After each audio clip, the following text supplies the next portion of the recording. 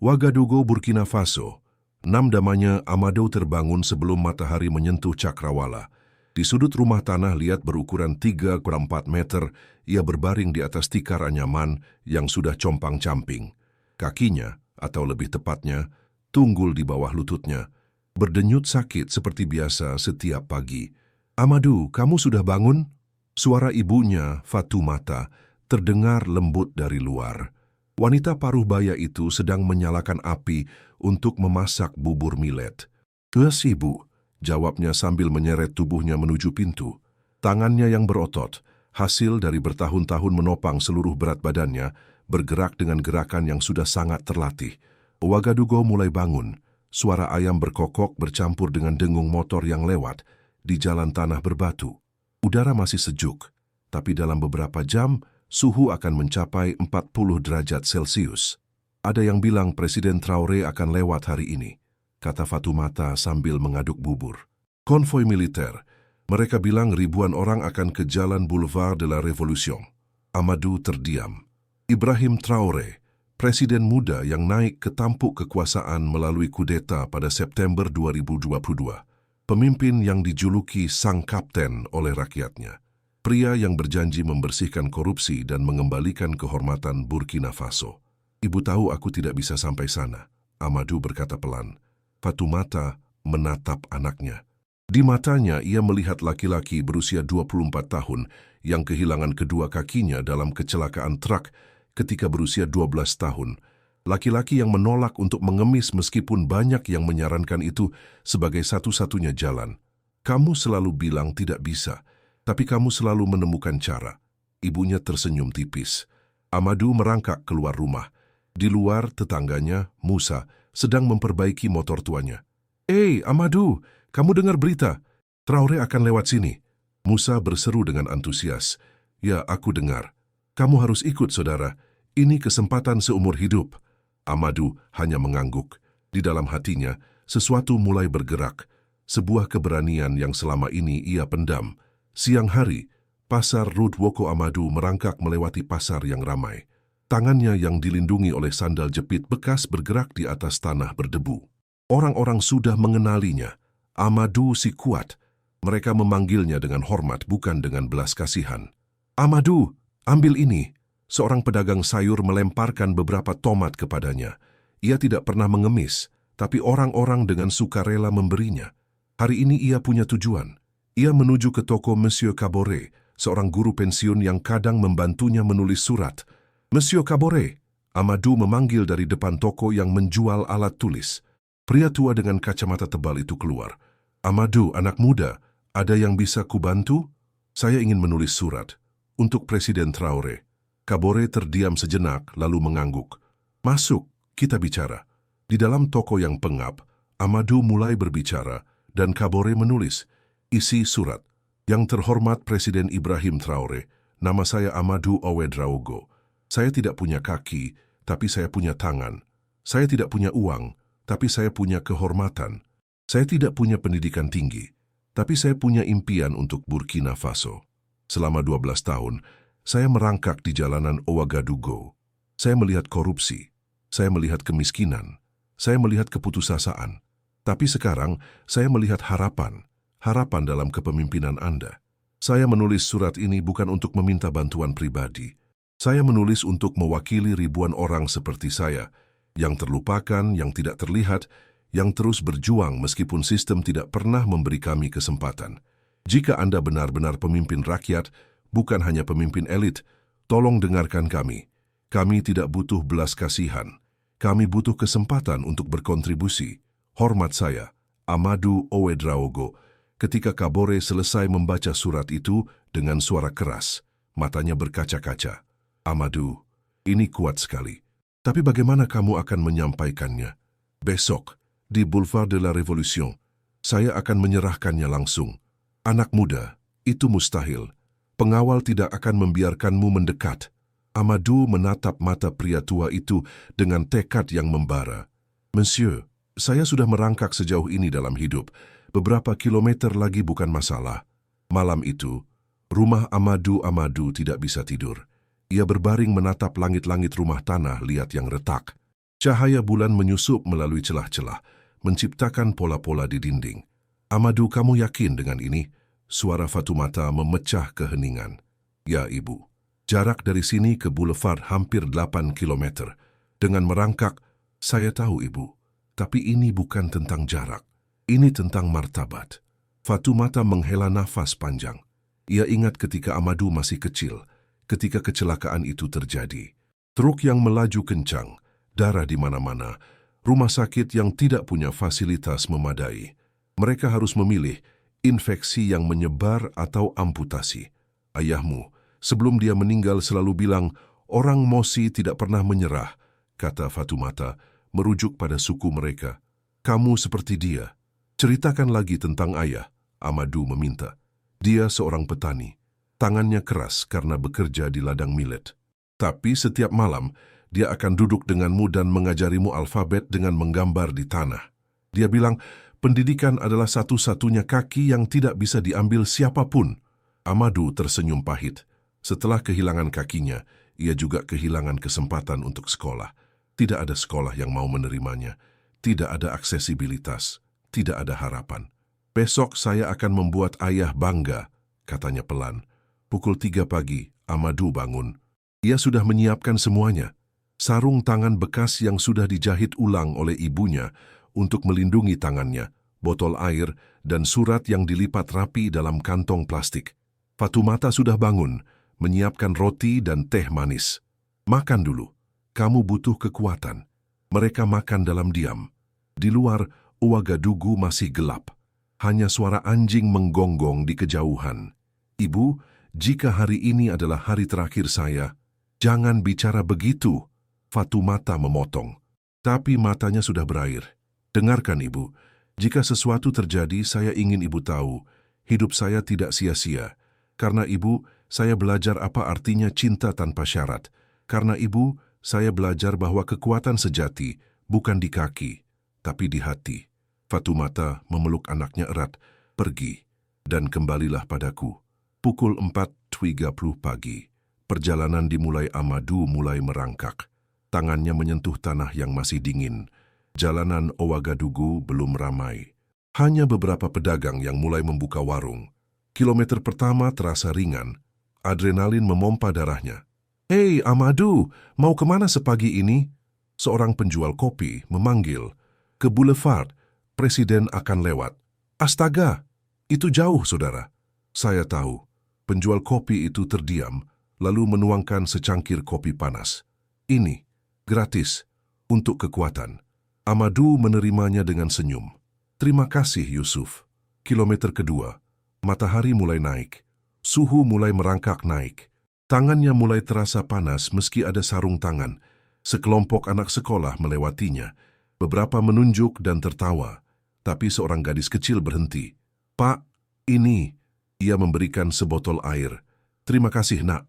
Ayah saya bilang, Anda orang paling kuat di sektor 30, kata gadis itu dengan polos. Amadou tersenyum.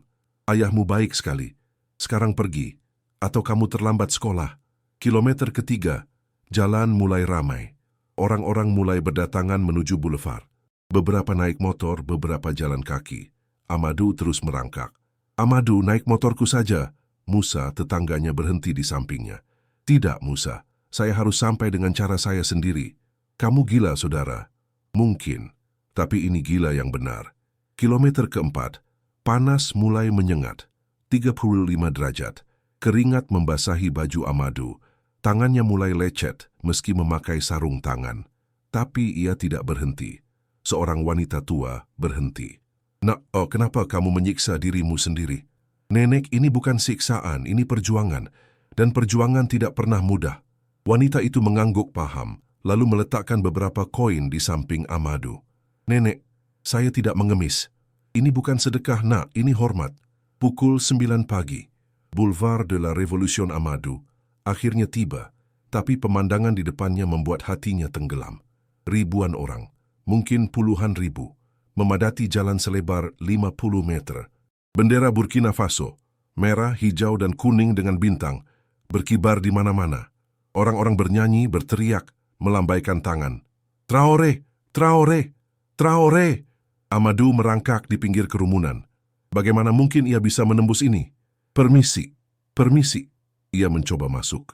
Tapi orang-orang terlalu padat. Beberapa bahkan tidak menyadari keberadaannya. Sebuah sepatu menginjak tangannya.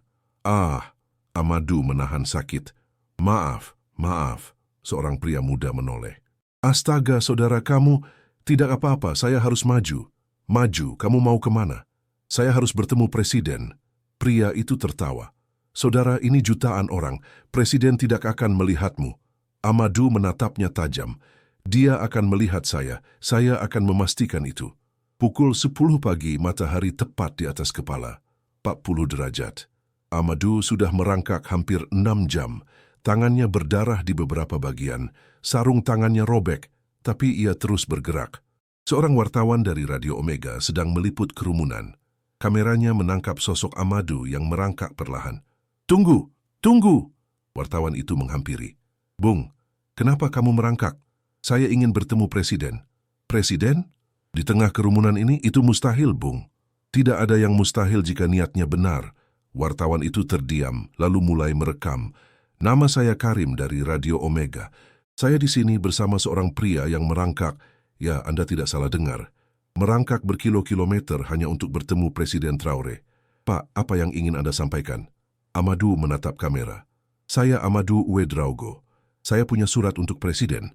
Surat yang mewakili suara kami, orang-orang yang tidak terlihat. Saya tidak akan berhenti sampai surat ini sampai ke tangannya. Rekaman itu mulai viral di media sosial Burkina Faso dalam hitungan menit. Pukul 11.30, konvoi mendekat, suara siren terdengar di kejauhan. Kerumunan menjadi lebih histeris. Dia datang, dia datang. Amadou ada di tengah-tengah kerumunan sekarang. Setiap gerakan maju adalah perjuangan. Orang-orang berdesakan. Beberapa jatuh. Teriakan, tawa, nyanyian. Semuanya bercampur jadi satu. Permisi, permisi, Amadou terus mencoba. Tapi hampir mustahil. Seorang pria besar tidak sengaja menendang bahunya. Amadou terjatuh. Ah, maaf saudara, tunggu, kamu yang di TV tadi. Pria itu mengangkat Amadou. Anda lihat? Semua orang lihat. Kamu viral, Bung. Tunggu, orang-orang.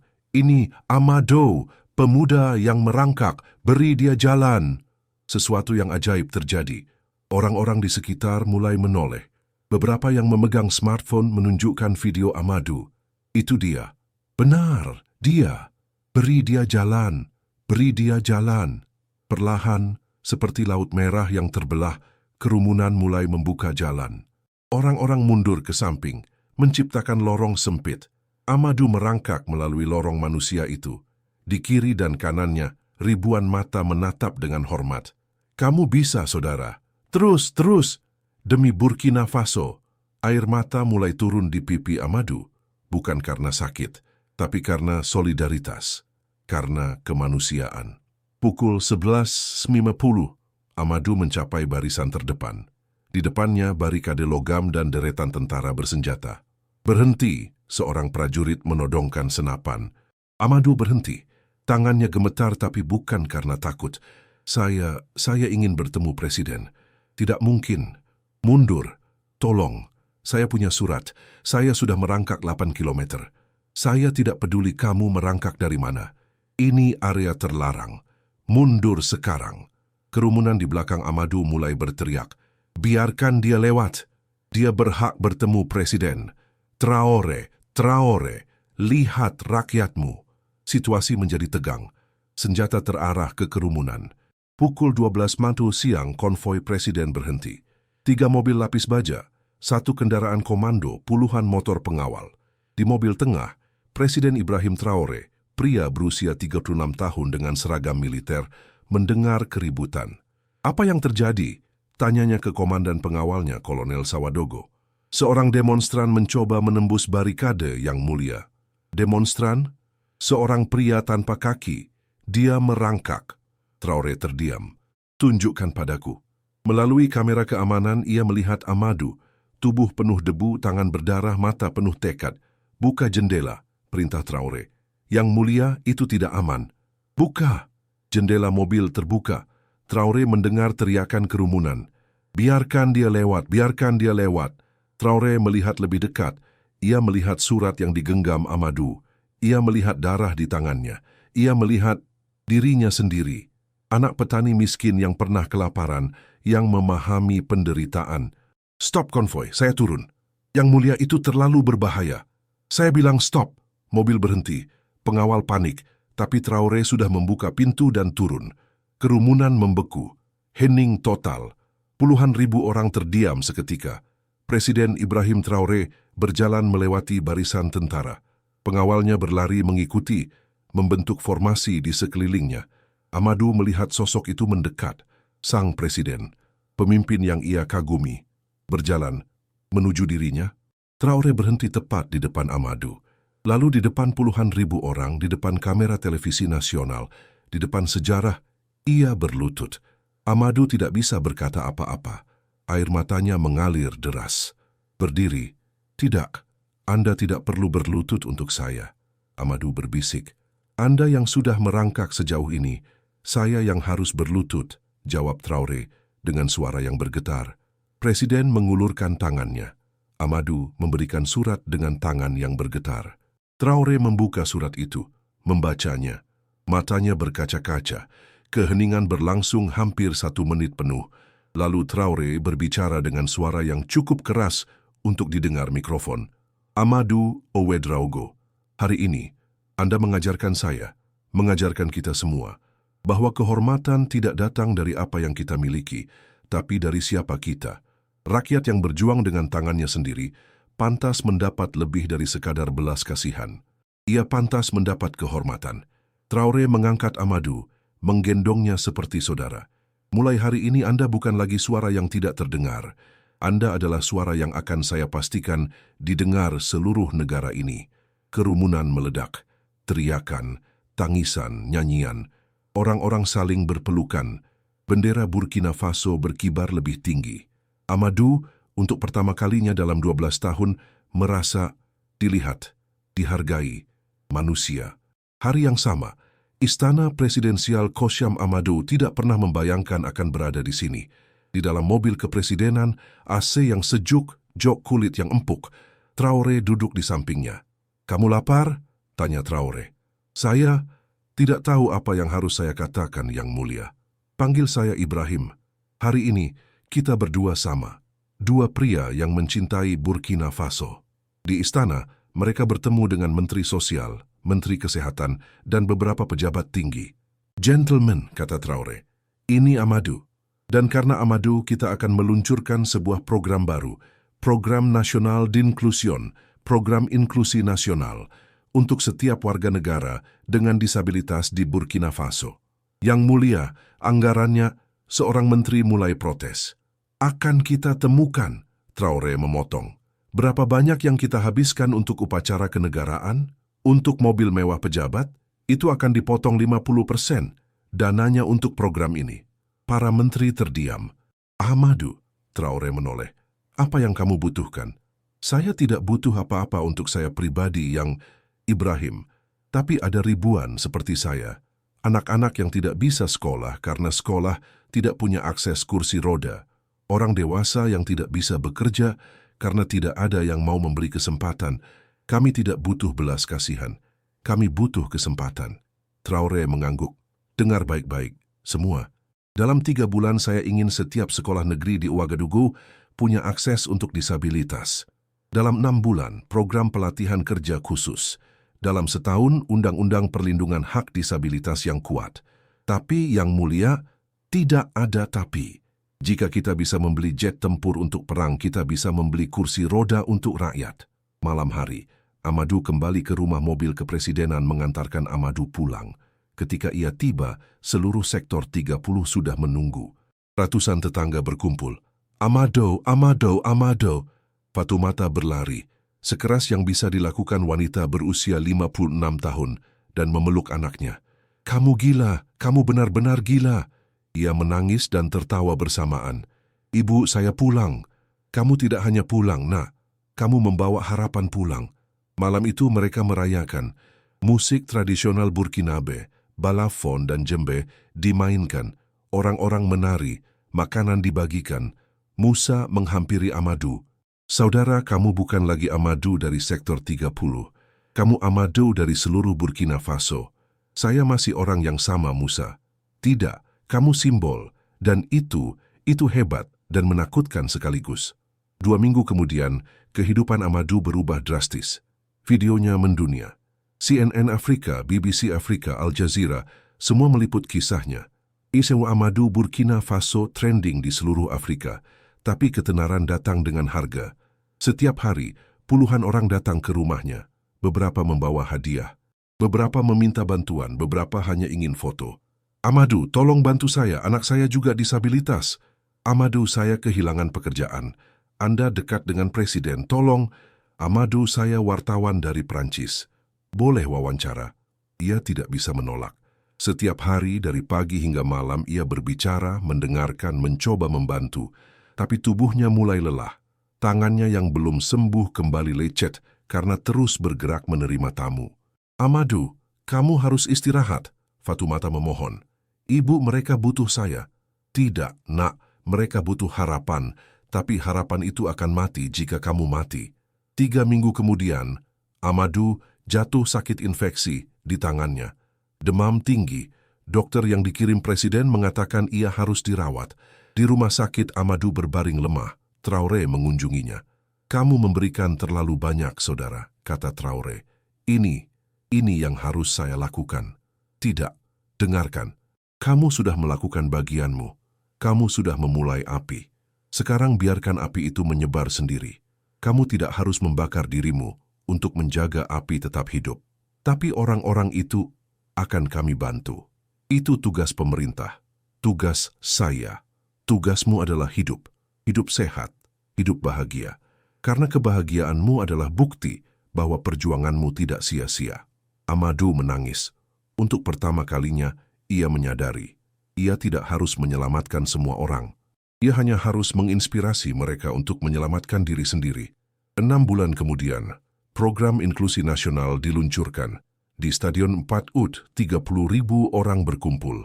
Hari ini, Presiden Traoré akan meluncurkan program yang dijanjikan. Amadou duduk di panggung. Di kursi roda baru hadiah dari pemerintah. Di sampingnya puluhan orang dengan disabilitas lain dari seluruh Burkina Faso. Traoré berbicara. 6 bulan lalu, seorang pria merangkak 8 kilometer untuk bertemu saya. Dia tidak meminta uang. Dia tidak meminta posisi. Dia meminta kehormatan. Dan hari ini kita memberikan kehormatan itu. Bukan hanya kepadanya, tapi kepada setiap warga Burkina Faso yang selama ini diabaikan. Program Nasional di Inklusion mencakup 500 sekolah dengan akses disabilitas, 100 pusat pelatihan kerja subsidi untuk alat bantu, kursi roda, tongkat tiala DLL, undang-undang anti-diskriminasi, program entrepreneur untuk disabilitas, dan Traoré melanjutkan, kami akan membangun monumen, bukan untuk saya, bukan untuk pemerintah, tapi untuk rakyat. Monumen itu akan menampilkan patung seorang pria merangkak dengan satu tangan, mengulurkan surat, dan seorang presiden berlutut menerimanya. Agar generasi mendatang ingat, kehormatan tidak datang dari kekuasaan, tapi dari kemanusiaan. Stadion meledak dengan tepuk tangan. Amadou diundang berbicara. Ia bergerak dengan kursi rodanya ke mikrofon. 6 bulan lalu, saya hanya seorang pria yang merangkak di jalanan Ouagadougou. Hari ini, saya masih orang yang sama. Yang berubah bukan saya. Yang berubah adalah bagaimana kita melihat satu sama lain. Saya bukan pahlawan. Saya hanya seseorang yang menolak untuk tidak terlihat. Dan pesan saya untuk setiap orang di Burkina Faso, terutama Anda yang merasa tidak berdaya, jangan pernah meremehkan kekuatan satu tindakan berani. Surat saya sampai ke presiden bukan karena saya istimewa, tapi karena saya berani. Dan keberanian itu ada di dalam setiap orang di sini. Amadou sekarang bekerja di Kementerian Sosial sebagai konsultan untuk program inklusi. Ia tidak lagi merangkak di jalanan, tapi ia tidak melupakan mereka yang masih merangkak. Setiap minggu, ia mengunjungi sekolah-sekolah berbicara dengan anak-anak, memberitahu mereka, keterbatasan fisik bukan keterbatasan jiwa. Fatoumata, ibunya, akhirnya bisa pensiun. Pemerintah memberikan tunjangan untuk keluarga Amadou, bukan sebagai sedekah, tapi sebagai penghargaan atas kontribusi mereka. Dan monumen itu, monumen kehormatan rakyat, diresmikan di tengah Ouagadougou. Setiap hari, ribuan orang mengunjunginya, bukan untuk melihat patung, tapi untuk mengingat. Dalam dunia yang sering mengukur nilai manusia dari apa yang mereka punya, Amadou dan Traoré mengajarkan bahwa nilai sejati datang dari siapa kita dan apa yang kita perjuangkan.